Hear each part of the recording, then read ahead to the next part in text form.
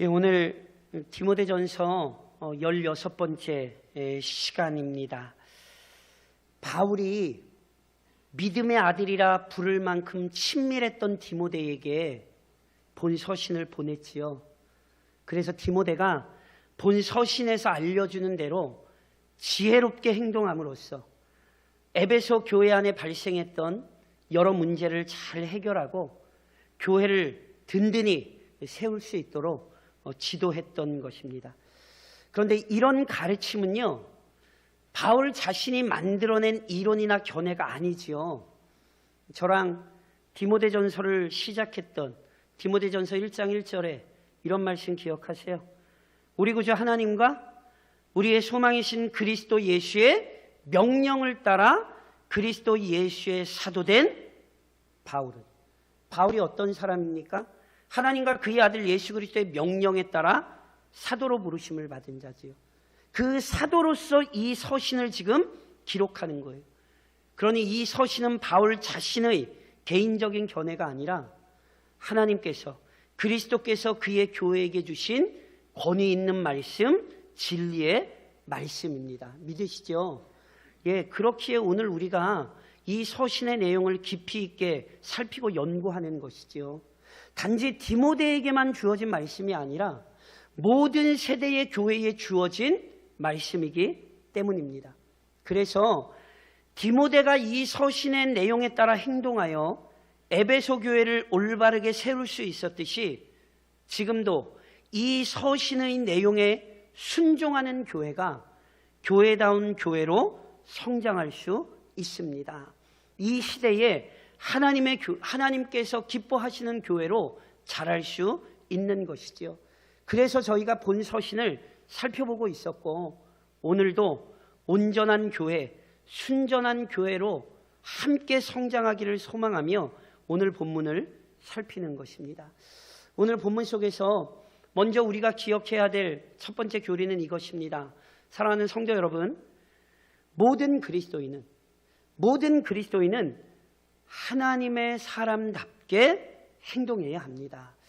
오늘 본문 11절에서 바울이 이렇게 얘기하죠. 오직 너 하나님의 사람아, 이것들을 피하고 의와 경건과 믿음과 사랑과 인내와 온유를 따르며. 바울이 디모데를 뭐라고 부르죠? 하나님의 사람, 이렇게 부르죠. 여기 이 하나님의 사람이란 표현은요, 실은 구약 성경에서 하나님께서 세우신 지도자들에게 조금 적용되었던 표현이거든요.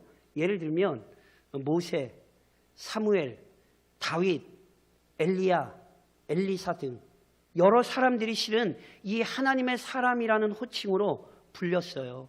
그렇다면 왜 지금 이 본문에서 바울이 어떤 의도를 가지고 디모데를 너 하나님의 사람아 이렇게 부르고 있을까요? 이 본 구절의 의미를 실은 우리는 바울이 이후에 또 다시 한번 디모데에게 쓴 디모데후서 3장에서 우리는 그 의미를 확인할 수 있습니다. 디모데후서 3장 16절 이하에 보니 모든 성경은 하나님의 감동으로 된 것으로 교훈과 책망과 바르게 함과 의로 교육하기에 유익하니. 저랑 같이 한번 봉독하시겠어요? 이는 하나님의 사람으로 온전하게 하며 모든 선한 일을 행할 능력을 갖추게 하려 함이라. 하나님의 감동으로 된 성경이 중요합니다. 왜 중요하죠? 하나님의 사람으로 온전하게 합니다. 여기 하나님의 사람이 누굽니까? 모든 그리스도인을 얘기하는 것입니다. 그러니 보세요. 오늘 본문에서 바울이 디모데를 향하여 너 하나님의 사람아 이렇게 부르는 건 디모데만 특별한 사람으로 구별하는 게 아니라 모든 그리스도인의 정체성을 지금 밝히고 있는 거예요. 성도들이 다 누구예요? 하나님의 사람이에요. 조금 다시 얘기해서 하나님께 속한 사람이고요, 하나님을 위해 구별된 사람입니다. 그러니 저를 좀 한번 따라 하시겠어요? 나는 하나님의 사람이다. 믿으시죠? 예, 디모데만이 아니라 오늘 모든 성도들을 향하여 바울이 이 명령을 내리는 거예요. 너희는 하나님의 사람이다. 그러니 하나님의 사람답게 행동해야 한다. 그렇다면 하나님의 사람답게 어떻게 행동합니까? 이것들을 피하고. 여기 이것들이란 직접적으로는 지난 시간에 저랑 다루었던 내용을 말하는 거거든요. 주인을 원래 공경해야 되는데 공경하지 않던 종들처럼 행동하지 말라는 거예요. 다른 교훈을 따르며 변론과 언쟁을 일삼는 행위 피하라는 거예요. 자족할 줄은 모르고 온통 돈의 마음을 뺏겨 부하려 하는 일, 이런 거 우리는 피해야 한다는 거예요. 물론 지난 시간에 본문만이 아니라 본 서신에서 경고했던 모든 악하고 부패한 일들 피해야 합니다. 그래서 바울이요, 이런 내용을 데살로니가전서 5장에서는 이렇게도 표현했어요. 화면을 보시면서 저랑 같이 한번 봉독하실까요? 같이 읽겠습니다. 악은 어떤 모양이라도 버리라. 아멘이시죠? 예, 하나님의 사람은요, 악은 모양이라도 버려야 돼요. 게다가 악을 피하는 게 전부가 아니에요. 하나님의 사람이 힘써 따라야 할 모습이 있어요. 의와 경건과 믿음과 사랑과 인내와 온유를 따르며. 간략하게 설명드리면 의란 순전하고 올바르게 행동하는 것입니다. 경건은 하나님을 경외하는 것입니다. 여기서 믿음은 정직하고 신실하게 행동하는 거예요. 사랑은요, 율법이 요구한 것처럼 하나님을 사랑하고 이웃을 사랑하는 거지요. 인내는요, 신앙 안에서 끝까지 예수님 오실 때까지 견디는 거예요. 온유는 너그럽고 이해심 많은 사람이 되는 거죠. 그리스도인은 이런 참으로 좋은 모습, 선한 모습을 따라가야 되는 거예요. 그것만이 아니에요. 오늘 본문 12절 상반절에 이런 말씀이 있었잖아요. 믿음의 선한 싸움을 싸우라, 영생을 취하라.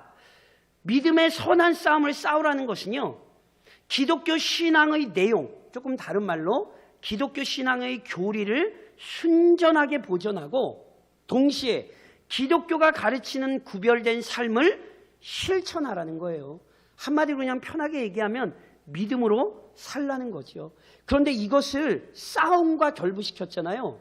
여기 싸움이란 단어는요, 당시 대중에게 인기가 많았던 달리기 경주나 레슬링 경기를 의미합니다. 또는 이런 경기가 아니라 군사들의 무력 충돌, 저희가 보통 얘기하는 전쟁을 의미할 수도 있어요. 그러니까 보세요. 어떤 의미가 됐든지 달리기나 레슬링 경기 역시 당시에 굉장히 치열하고 힘든 경기를 얘기하는 거거든요. 그러니까 이게 이런 경기가 됐든지 아니면 전쟁이 됐든지 기독교 신앙의 교리를 지키고 삶을 지키는 일을 싸움에 비유한 의도가 무엇이겠습니까? 그만큼 기독교 교리를 순전하게 보존하고 기독교 신앙을 살아가는 일이 쉽다는 얘기입니까? 어렵다는 얘기입니까? 예, 어렵다는 얘기죠. 그래서 싸움이라 이렇게 표현한 거예요. 그런데 믿음의 싸움 이렇게만 표현하지 않았어요. 믿음의 어떤 싸움입니까? 선한 싸움입니다.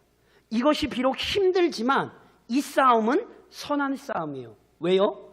이것이 하나님의 뜻에 부합한 것이며 하나님의 영광을 위한 것이기 때문입니다. 그런즉 사랑하는 성도 여러분, 믿음의 싸움을 결코 포기하시거나 게을리하시면 안 돼요. 이것이 선한 싸움이기 때문에, 이것이 하나님께서 원하시는 것이며 하나님의 영광을 위한 것이니 모든 그리스도인은 믿음의 선한 싸움을 싸워야 하는 것입니다. 동시에 영생을 취하랍니다. 여기 취하라는 단어는 요즘 저희 말로 이렇게 꼭 이렇게 붙잡고 있으라는 뜻이거든요.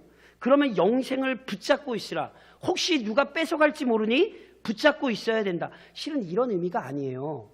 요한복음 5장에 보면 우리 주님 영생, 구원을 이렇게 밝히셨어요. 내가 진실로 너희에게 이르노니 내 말을 듣고 나 보내신 이를 믿는 자는 영생을 얻었고 심판에 이르지 아니하나니 사망에서 생명으로 옮겨내니라. 자, 보세요. 그리스도를 믿는 자마다 영생을 얻을 것입니까? 영생을 얻었습니까? 그렇죠? 영생 얻으셨죠? 이미 영생이 우리의 것이 됐고요. 취소되지 않습니다. 그러니 보세요. 지금 영생 또는 구원을 굳게 붙잡으라는 것은 야, 니네 그렇게 하다가 구원 취소될지 몰라. 이런 협박의 말씀이 아니에요. 이 말씀은 이미 영생을 얻은 자답게, 이미 구원을 얻은 자답게 그 구원의 은혜에 감사하면서 구원 얻은 증거를 나타내라는 거예요. 하나님의 사람답게 행동하여 구원받은 사람이라는 증거들을 많은 사람 앞에서 입증하라는 거죠. 그래서 본문 12절 하반절에 이런 말씀이 이어지는 거예요. 이를 위하여 믿음의 선한 싸움을 싸우고 영생을 얻은 자답게 살기 위하여 내가 부르심을 받았고 많은 증인 앞에서 선한 증언을 하였도다. 조금 다시 말씀드리면 이런 거예요. 우리가 믿음의 선한 싸움을 싸우고 오늘도 영생을 얻은 자답게 살아야 되는 이유는요, 내가 부르심을 받았고 이 일을 위하여 하나님이 우리를 부르셨다는 거예요. 하나님께서 믿음의 선한 싸움 싸우라고 영생을 얻은 자답게 살라고 하나님 부르셨으니 그 하나님의 부르심에 응답하여 믿음의 선한 싸움도 싸우시고 영생 얻은 자답게 사셔야 되는 거예요. 동시에 이를 위하여 많은 증인 앞에서 선한 증언도 했대요. 여기 많은 증인 앞에서 이렇게 선한 증언을 했다는 얘기는요, 교회 앞에서 공개적으로 세례 예식을 거행하거나 또는 앞서 저랑 몇 번 언급했던 디모데가 안수받았던 것을 의미하는 것 같아요. 그때도 이미 설명드렸잖아요. 세례를 받거나 안수를 받는 게 어떤 의미가 있습니까? 하나님 앞만이 아니라 온 성도들 앞에서 공개적으로 신앙을 고백하는 거잖아요. 나는 예수를 믿는 사람입니다. 나는 하나님의 자녀입니다. 공개적으로 신앙을 고백하는 거잖아요. 그런즉 하나님 앞에서뿐만이 아니라 그 고백을 들었던 성도들 앞에서 부끄럽지 않도록 믿음의 선한 싸움을 싸우고 영생을 얻은 자답게 살아야 한다. 지금 이 얘기를 하는 거예요. 그러니 지금 바울은 본문에서 모든 그리스도인들이 분명히 하나님의 사람답게 살아야 한다는 사실을 강조하고 있는 거죠. 악은 멀리하고 오직 거룩하고 선한 행실을 따라야 한다는 거예요. 하나님의 사람답게 날마다 믿음의 선한 싸움 싸우고 영생을 얻은 자답게 또한 구원의 완성을 향하여 가는 자답게 구별된 삶을 나타내라는 거죠. 하나님 보시기에 합당할 뿐 아니라 모든 성도 앞에서 부끄러움 없는 삶을 사는 것, 이게 오늘 우리 모두의 숙제요, 우리 모두의 삶이어야 된다는 사실 기억하셔야 하는 것입니다. 더 나아가 모든 그리스도인은 지금, 언제요? 지금 하나님의 사람으로 충성해야 합니다. 바울이 본문에서 하나님의 사람으로 구별되라 가르치잖아요. 마땅히 피할 것은 피하고요, 마땅히 실천해야 할 일은 행동으로 옮겨야 합니다. 믿음의 고백을 가진 자답게 믿음의 선한 싸움 싸워야 하는 거죠. 그러면서 바울이요, 항상 이 싸움을 싸우기 위해 명심해야 할 근거를 실은 본문에서 좀 밝히고 있거든요. 본문 13절에 바울이 이렇게 이야기하죠. 만물을 살게 하신 하나님, 아까 본디오 빌라도를 향하여 선한 증언을 하신 그리스도 예수 앞에서 내가 너를 명하노니. 앞서도 설명드렸지만 바울이 디모데에게 주는 가르침은요, 바울의 개인적인 생각이 아니에요. 하나님과 그리스도 앞에서 명령한다. 무슨 뜻이겠습니까?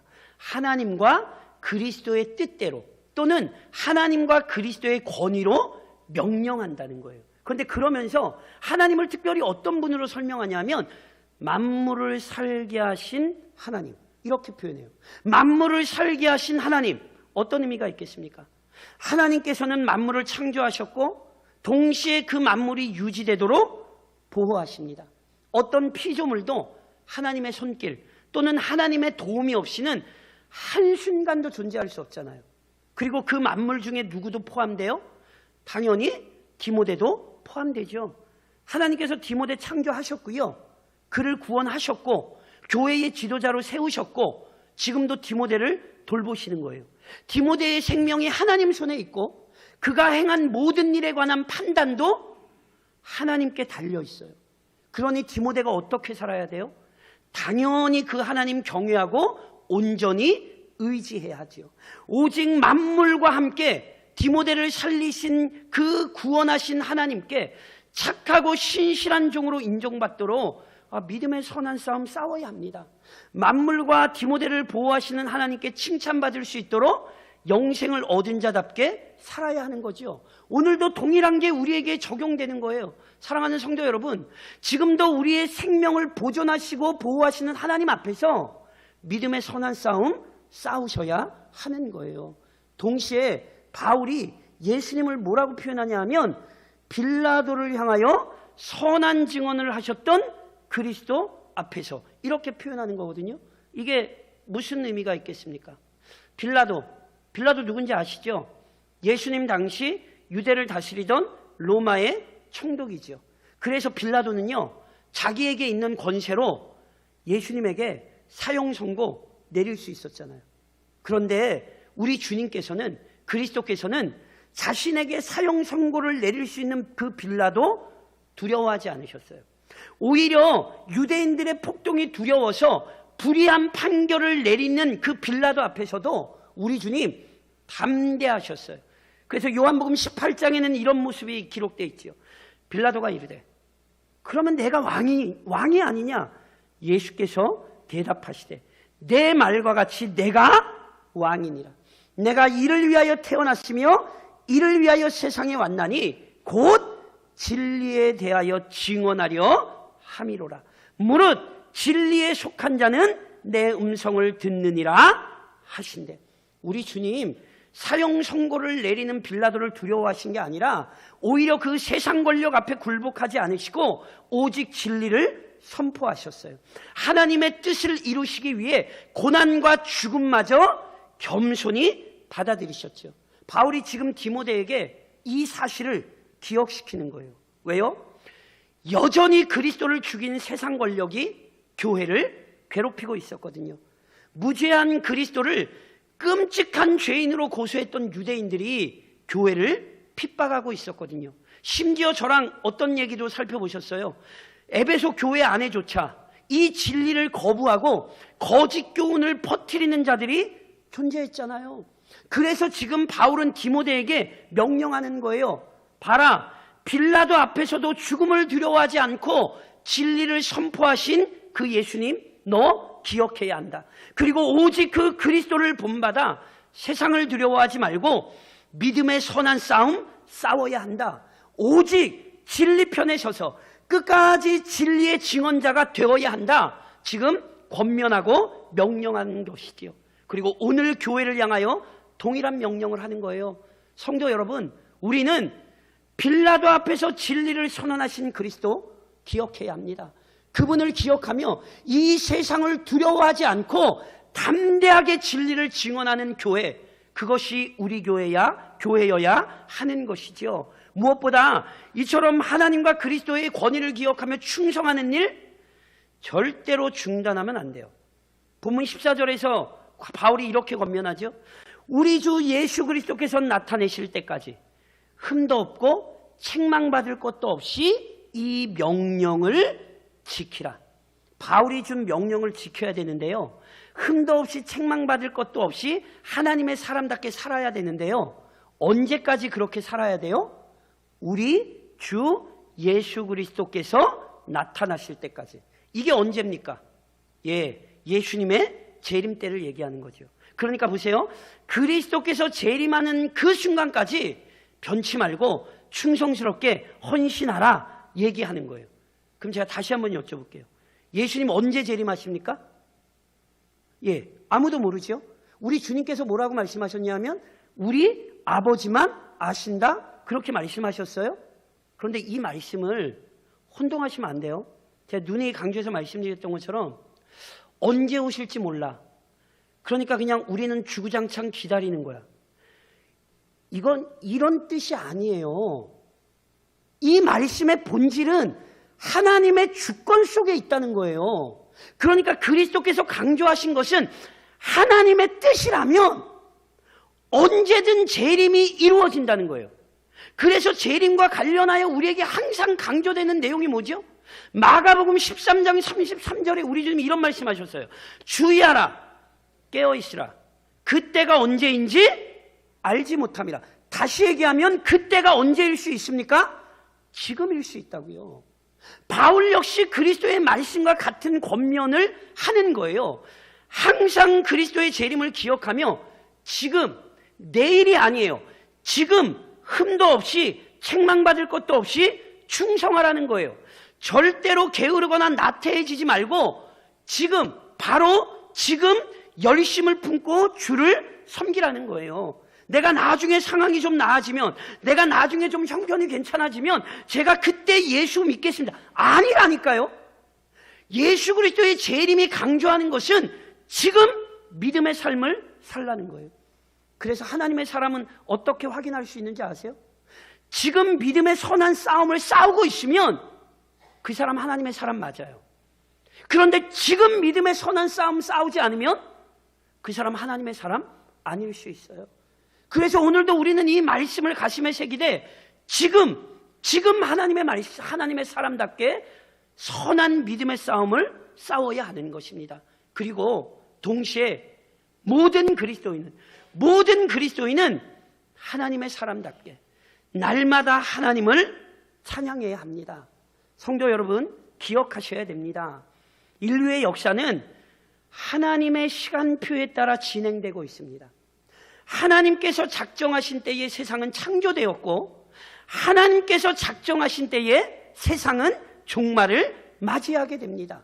그리고 성경이 가르치는 종말이란 눈의 강조해서 말씀드린 것처럼 만물이 사라지고 만물이 없어지고, 성경이 얘기하는 종말 이런 의미 아니에요. 성경이 가르치는 종말은 그리스도의 재림과 함께 이루어지는 새하늘과 새 땅이에요. 만물이 사라지는 게 아니라 만물이 새로운 단계로 진입하는 거라고요. 그래서 본문 15절에서 바울이 이런 얘기하지요. 기약이 이르면 하나님의 뜻의 때가 차면, 이런 뜻이에요. 그 기약이 이르면 하나님이 그의 나타나심을 보이시리니. 자기 계획에 따라 세상을 창조하신 하나님께서 역시 자기 계획에 따라, 자기 뜻에 따라 그의 아들 그리스도를 다시 세상에 보내시고 영광의 나라를 시작하실 것입니다. 다시 한번 말씀드리지만 우리는 성탄을 기다리는 것이 그리스도의 초림만 기억하는 게 아니에요. 그리스도의 초림만 기억하면 불 밝힌 게 아니라니까요. 예수님 다시 오신다는 사실을 기억하고 그때가 바로 지금일 수도 있다는 사실을 기억하고 우리는 지금 그때를 기다리는 사람들이에요. 이 모든 일이 누구 손에 달려 있습니까? 하나님 손에 달려 있지요. 그런지 보세요. 오늘도 하나님의 사람들은 하나님께서 이루실 이 위대한 종말을 기대하며 오늘도 선한 믿음의 싸움 싸우는 거예요. 물론 이 싸움은 고단합니다. 앞서도 말씀드렸듯이 이 믿음의 싸움이라고 부른 것은 믿음을 지키는 일이 힘들기 때문에 그래요. 그래서 싸움이라 부르는 거예요. 하지만 이것이 비록 힘겨우나 우리가 이 싸움을 지속할 이유가 있고 지속할 수 있는 근거가 있습니다. 그것을 바울은 본문 15절에서 이렇게 밝히고 있어요.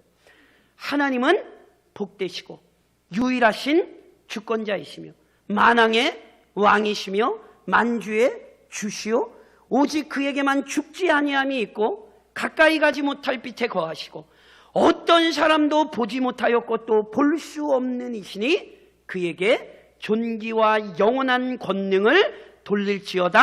아멘. 자, 일부 학자들은요, 제가 지금 저랑 읽으신 이 본문을 당시 교회가 부르던 찬송으로 이해합니다. 그러니까 오늘도 아까도 저희가 막 찬양 불렀던 것처럼 성가대가 찬양했던 것처럼 당시 교회가 모였을 때 바로 이 부분을 찬양했다는 거예요. 그리고 그 찬송가를 바울이 인용했다는 거예요. 맞는지 틀리는지 모르겠습니다. 그런데 어찌됐건 이것이 찬송을 인용한 것이 됐던 아니면 바울 자신의 고백이 됐던 이 찬양 오늘 우리 역시 부를 수 있고 불러야 합니다.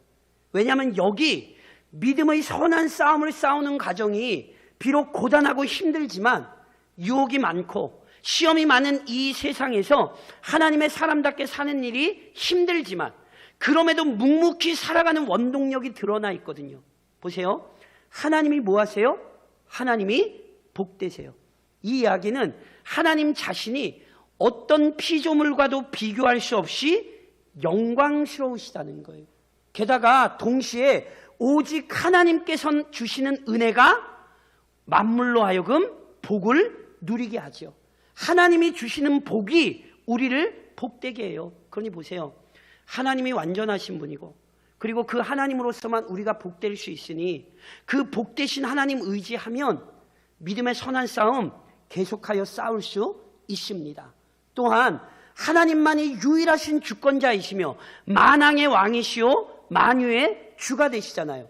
즉 오직 하나님만이 자기 뜻대로 만물을 다스리고 통치하사 선한 계획 완성하실 거예요. 하나님께서 그의 아들을 다시 이 땅에 내려보내셔서 영광스러운 나라를 세우시고 그 나라 안에 자신의 백성 모으실 거란 말이에요. 우리는 그 선하신 하나님의 뜻과 계획을 알고 그 일을 이루실 만왕의 왕이요 만유의 주이신 하나님 신뢰하잖아요. 그러면 그 하나님 신뢰하기 때문에 오늘도 믿음의 선한 싸움 싸울 수 있는 거예요. 또한 오직 그에게만 죽지 아니함이 있습니다. 다시 얘기하면 하나님께서는 홀로 영원하신 분으로서 오직 그 하나님만이 연약하고 무능한 죄인들에게 영원한 생명 허락하실 수 있습니다. 하나님이 아니시면 우리에게 영원한 생명을 주실 분이 없다고요. 그러니 보세요. 우리에게 영원한 생명을 주실 그 하나님 바라보면 오늘 비록 믿음의 선한 싸움이 어려워도 그 싸움 감당할 수 있는 거예요. 왜냐하면 그 싸움의 결국 우리는 영원한 생명을 얻을 것이기 때문이죠. 또한 하나님께서는 가까이 가지 못할 빛에 거하십니다. 다시 얘기하면 완전하게 거룩하고 순결하십니다. 그 거룩하고 순결하신 하나님은요, 어떤 사람도 보지 못하였고 또 볼 수도 없는 분이에요. 보지도 못하고 볼 수도 없다. 이거는요, 하나님은 우리의 오감으로 파악할 수 없는 놀라운 분이고 인간의 지성으로 완전히 이해되실 수 없는 위대하신 분이다. 이걸 이렇게 표현하는 거예요. 그러니까 보세요. 완전히 거룩하고 측량할 수 없이 위대하신 하나님의 도움과 능력을 공급받을 때 믿음의 선한 싸움 싸울 수 있습니까? 없습니까? 싸울 수 있습니다. 그래서 바울이 이 찬양으로 결국 하나님께 영광 돌리죠. 어떻게? 그에게 존귀와 영원한 권능을 돌릴지어다. 아멘.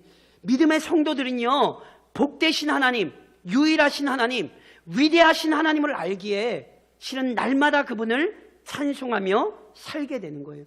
그리고 그분을 찬양하는 기쁨 속에서 비록 믿음의 선한 싸움이 어렵고 힘들어도 묵묵히 그 싸움 감당할 수 있는 거예요. 하나님이 감당할 수 있는 능력도 주시고 그 능력 속에서 우리의 입에서 찬송이 나오게 하시기 때문에 그 하나님 찬양하며 선한 싸움 싸울 수 있는 것입니다. 그런즉 사랑하는 성도 여러분, 오늘도 본문을 통하여 권면하며 적용합니다. 날마다 찬송하며 하나님의 사람답게 사십시오. 잊으시면 안 돼요. 모든 그리스도인이 하나님의 사람입니다. 다른 사람만 하나님의 사람이고 나는 하나님의 사람 아니야, 이렇게 생각하시면 안 돼요. 하나님께서 부르셨으니 하나님의 사람입니다. 그리스도 안에서 구별된 자녀로 삼아주셨으니 우리 모두 하나님의 사람입니다. 그러니 하나님의 사람답게 사십시오.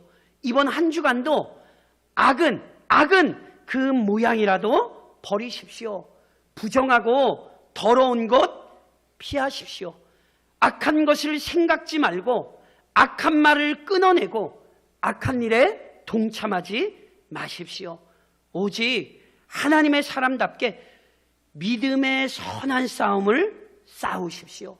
하나님께서 우리에게 주신 이 순전한 진리의 말씀 잘 배우고 마음에 새길 뿐 아니라 진리의 말씀이 가르친 대로 최선을 다해 순종하고 복종하십시오. 비록 부족하고 연약하지요. 이게 다 우리의 모습입니다. 그렇지만 하나님께서 절대로 자기 자녀 버리지 않고 돌보십니다. 오직 그 은혜와 사랑이 우리를 인도하며 다스리십니다. 그러니 그 능력 의지하며 신실하게 사시라는 거예요. 그 은혜 찬송하며 사시라는 거예요. 아무리 괴롭고 힘들어도요, 믿음의 선한 싸움에는 끝이 있습니다. 무슨 얘기입니까? 그리스도께서 언제든 우리 하늘로 불러 올리실 수 있어요. 그리고 우리 하늘로 불러 올리시지 않더라도 그분 언제든 재림하실 수 있어요. 성도는 반드시 그 끝이 있다는 사실을 아는 거예요. 그러니 그 끝에 우리 주님 앞에 섰을 때에 착하고 충성된 종이라는 우리 주님의 칭찬을 듣도록 이번 한 주간도 열심으로 주를 섬기십시오. 이번 한 주간도 내게 맡기신 자리, 또 우리 교회에게 맡기신 자리에서 하나님의 사람답게 살아가시기를 우리를 구원하신 주님의 이름으로 권면드립니다.